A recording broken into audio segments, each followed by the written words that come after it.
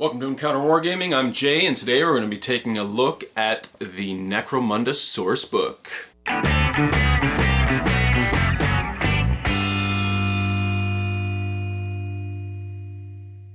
So last week I gave you guys a look at the original Necromunda Rulebook because with the imminent release of the new edition of Necromunda, which is so exciting, I'm so excited about that, I thought it would be cool to go and look at the original stuff because I have it sitting on my bookshelf, and why would I not show it to you guys? I mean, it's all about nostalgia. It just brings back my childhood in so many ways to take a look at these books and revisit that era of 40k that I fell in love with originally. Like I said, I didn't play Necromunda in this edition, but it very much mimics 2nd edition 40k, which I did play. Just taking a look at all the old John Blanche artwork and the way they used to paint the miniatures back then and stuff, it's just mind-blowing, and it just brings back so many happy memories, you know? So anyway, we're going to take a look at the source book today. So where the last one was the basic rules to the game, this one literally is like your army list for selecting your gangs, campaign rules, etc., etc., all the tables you need for experience and weapons and upgrades and it's all that stuff. So let's check it out. Alright, the second piece of the original Necromunda rules. I showed you guys the rule book from the original Necromunda starter set. In the last video today, we're going to be looking at the source book. So let's get into it. So, the rule book was more or less just your rules.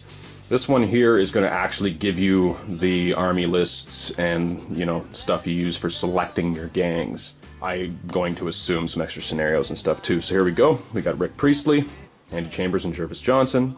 Again, these are the guys who invented this game. Again, beautiful artwork by John Blanche. Love John Blanche's artwork, even still to this day. I guess because I'm so used to seeing it back in this era. Again, when I started playing in 2nd edition, loving it. Yep, so here we go. We've got an explanation of the hives, the gangs, hired guns. Cool. Scenarios, experience tables. Let's get into it. Standard title page we've seen in the last book. The Hives of Necromunda. So we've got all our cool fluff here. We've got the spire, showing you a hive spire, how it works.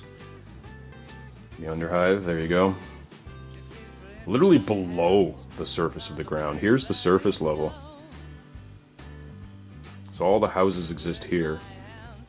The spire up here, which is where all the rich people live.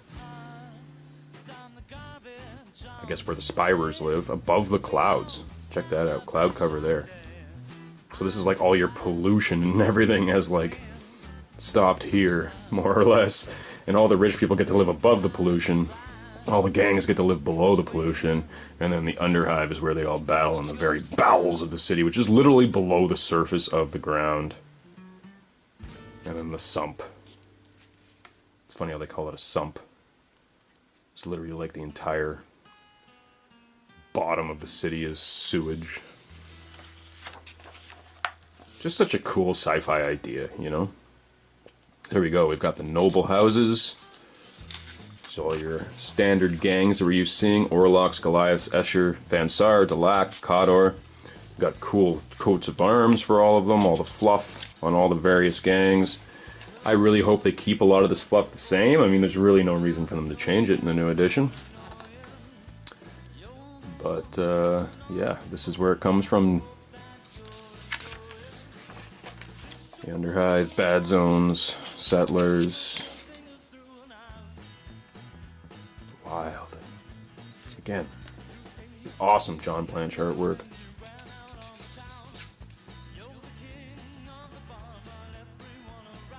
And it's amazing how in this artwork the city appears like there's a lot of room above them, almost like you can see the sky, but you can't, because it's literally like a giant pyramid, right guys? Like city on top of city on top of city. It actually amazes me that there's that much room in there. Right? Am I right? Ores and minerals, fungus, archaeotechs, ruins, factories, stockpiles of raw materials, artifacts, buried millennia ago. Wild. Like thousands of years of development. Like I said, city on city on city on city. Look at this guy. Look at that shit. Literally like a lizard man brought into 40k. I guess that's a mutant. The redemptionists. Creepy. Again, real creepy John Blanche artwork. Ratskin settlements. Cool. So we're getting through all the fluff here.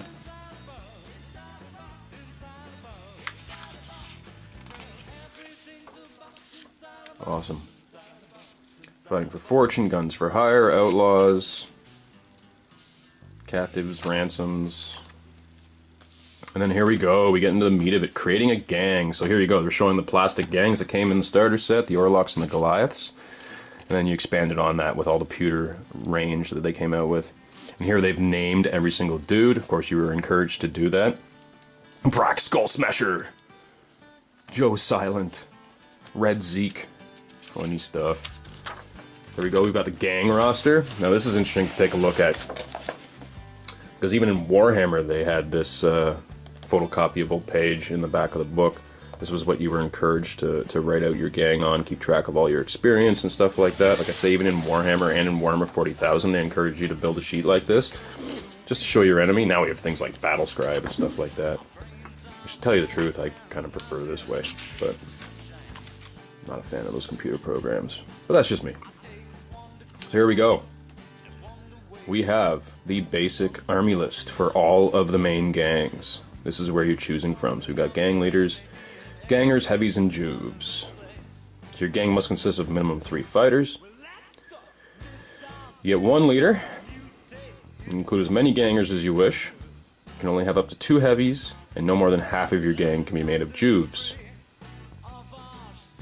All fighters are assumed to have a knife, even if the model does not actually have one. Yeah, that's fair.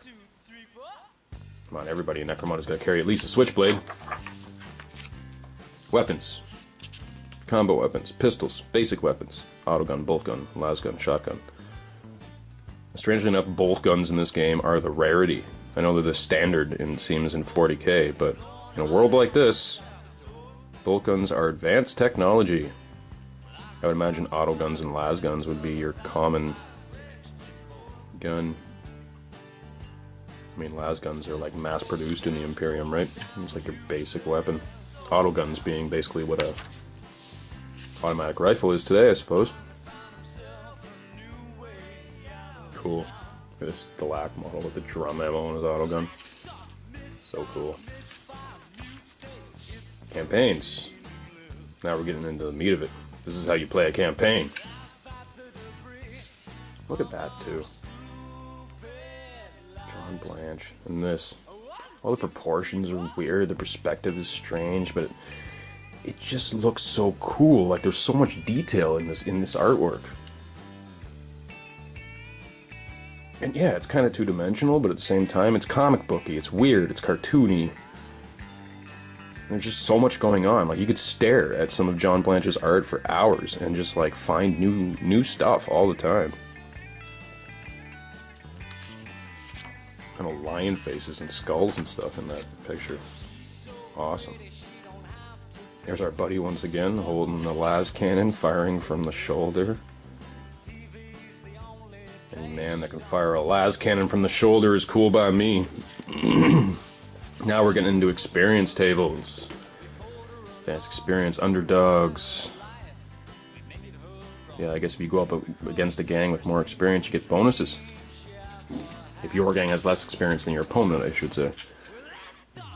Advanced roles, new skills, characteristics increases. Of course, you guys get promoted as they go through the campaigns. That's kind of the point. Just makes for a very narrative game system. Combat skills, ferocity skills, muscle skills, techno skills.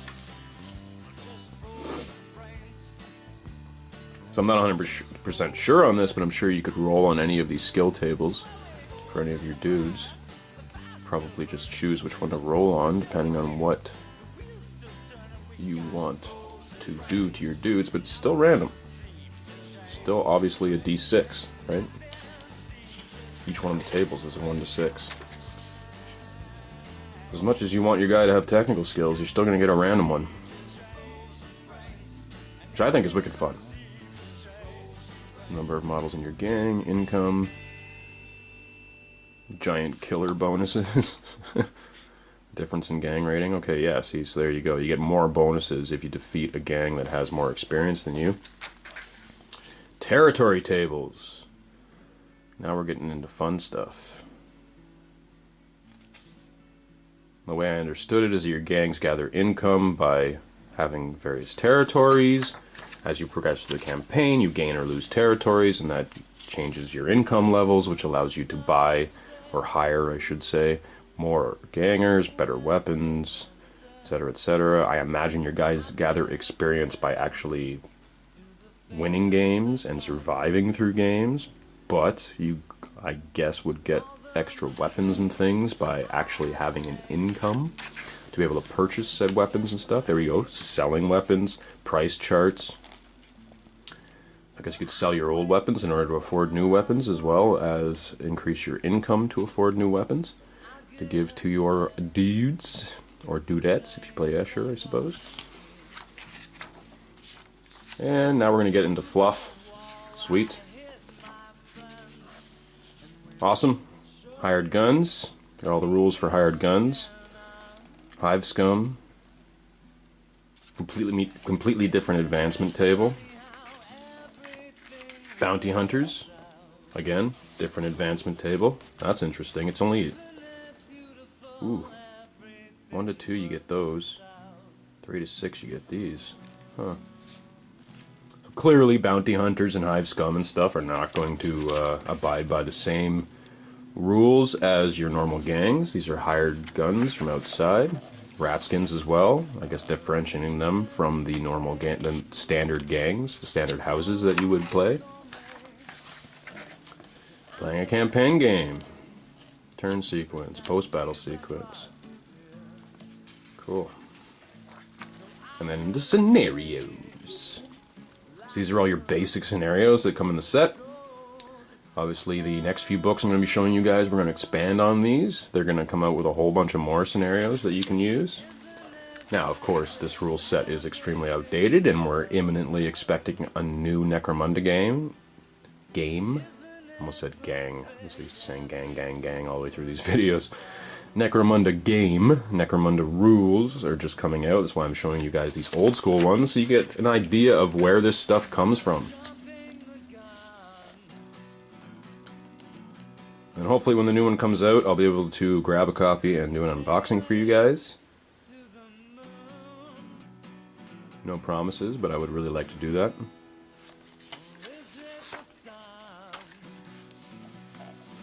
Ambush.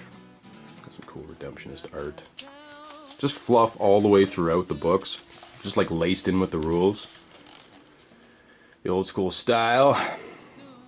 The raid. Sending the alarm, reinforcements. Cool. Excuse me. Rescue mission, shootout. They actually gave you an extensive number of rules. Extensive number of scenarios, I'm sorry, I should say. And then with the Outlanders and the Battles in the Underhive supplements, which I will be showing you guys, they're going to expand on that a lot more. So this game actually got pretty in-depth in the course of like 2 years. And then a few years after that, they completely redid the rules. Sort of streamlined them with the new editions of 40k. And there's your photocopied page I was talking about. So they literally expected you to photocopy this and then just write in your gang stuff. Keep track of all your experience and injuries and stuff like that. All the costs, all the territories you've gotten, your stash, so like weapons that you haven't assigned to a dude that you can sell or buy or give to dudes or whatever. Here we go, getting into the summaries and stuff. This is your post-battle sequence, all the stuff you have to do between games to gain experience, gain gangers, hire guys, work out injuries, skills, advancement rolls. Here you go, so all the tables that we already saw, they're just literally putting them all on one page for you, so you don't have to flip through this book so much. You can just kind of flip to the back and get all your stuff done between games and move on to the next game. Because again, this is a campaign system, this is a skirmish level game. It's very narrative, so they expect you to be playing multiple games over the course of time. And the great thing about these games is that you could actually do a couple games in a day. Again, like I say, this rule system is very similar to the way 40k used to work back then. It used to take hours to do a mass combat version of this. But on a skirmish level, these rules actually worked very well. Which I suppose is why they kept them for Shadow War Armageddon, for the most part. I mean, the core of the rules stayed the same. I mean, they've really just made, you know, brought 2nd edition 40k back in the form of Shadow War Armageddon, just allowed you to use more races than just humans. The new Necromunda, they're telling us, is going to shadow 8th edition 40k, so we'll see how that turns out. So again, with the old school paint jobs, the old green flock bases, it's just how they used to do it. So there it is, guys, the source book for the original Necromunda. So I hope you guys enjoyed that look at the Necromunda rules. We've checked out the source book today, we checked out the rule book last week, and next week I'm going to be showing you guys the Outlanders supplement, the first expansion for the original game of Necromunda. So if you enjoyed this video, please hit the subscribe button, hit that little notification, the little bell next to it, because that helps us out, it helps you out by letting you know when our videos are going to be coming out and when they are released. Just so you know, it's every Tuesday and Thursday we release our normal video feed, so hit that notification and that'll tell you when those come out. If you like our normal Tuesday and Thursday video feed and you want to give back a little bit, please check out our Patreon account in the description below. Basically, for paying as little as $1 or even less for our normal Tuesday and Thursday releases, you get a whole bunch of other content for free. Plus, if we ever do series, we do campaign series, we do terrain series, we do hobby series. We usually insert one of the 4 or one of the 5 videos for patrons only. Also, we do a little behind the scenes once in a while where I'll show you my hobby stuff, what I'm working on, Adam will show you what he's working on, and you guys get to look at the behind the scenes that nobody else gets to look at. So, plus there's other bonuses in there, so check out the Patreon link, and everything's on the page there, describes everything in detail. Also, if you really like this Old Hammer series, check it out over the next couple of weeks, because I'm going to be showing you the Outlanders Rulebook, and then I'm going to show you the Battles in the Underhive supplement, which was really just a collection of White Dwarf articles that they put together sort of at the end of this edition of Necromunda. So we'll check that out, and until our next encounter.